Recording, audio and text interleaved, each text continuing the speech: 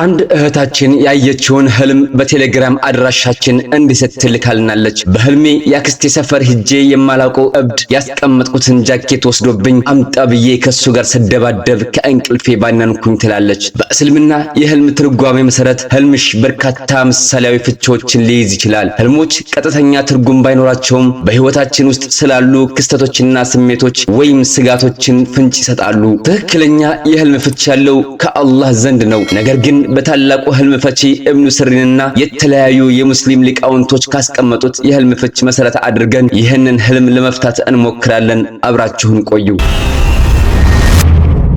ድሪም ቲዩብ እስላማዊ የህልም ፍቺ። የህልም አይነቶች በሶስት ይከፈላሉ።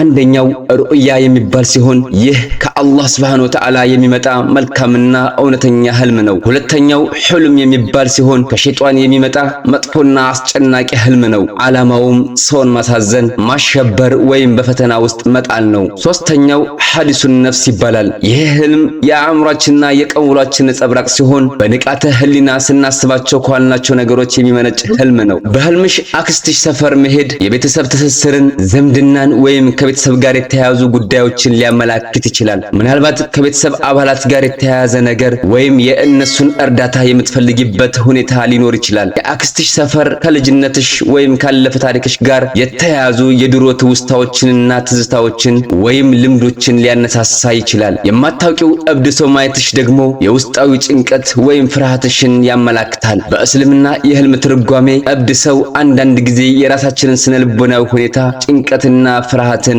ወይም ከቁጥጥር ውጭ የሆኑ ስሜቶችን ሊያመላክት ይችላል። ምናልባት በውስጥሽ የሚያስጨንቅሽ ወይም ግራ የሚያጋባሽ ነገር አለ ማለት ነው። በሌላ መልኩ ደግሞ ይህ እብድ ሰው በህይወትሽ ውስጥ ያሉብሽን ያልተጠበቁ ፈተናዎችና ችግሮችን ወይም ምክንያታዊ ያልሆኑ ግጭቶችን የሚያመላክት ሲሆን ምናልባት ትርጉም የለሽ በሚመስሉ ነገሮች ላይ ጉልበትሽን እያጠፋሽ ሊሆን እንደሚችል ያመላክታል። በህልምሽ እብድ ሰው ማየትሽ አንዳንዴ ጥበቃ ማጣትን ወይም የነገሮችን ቁጥጥር ማጣትንም ሊጠቁሙ ይችላሉ።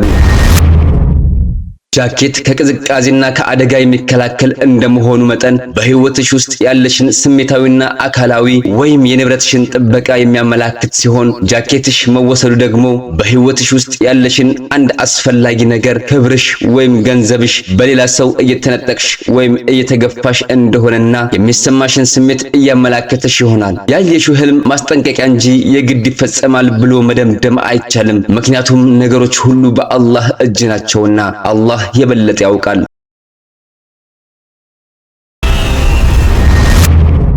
ድሪም ቲዩብ እስላማዊ የህልም ፍቺ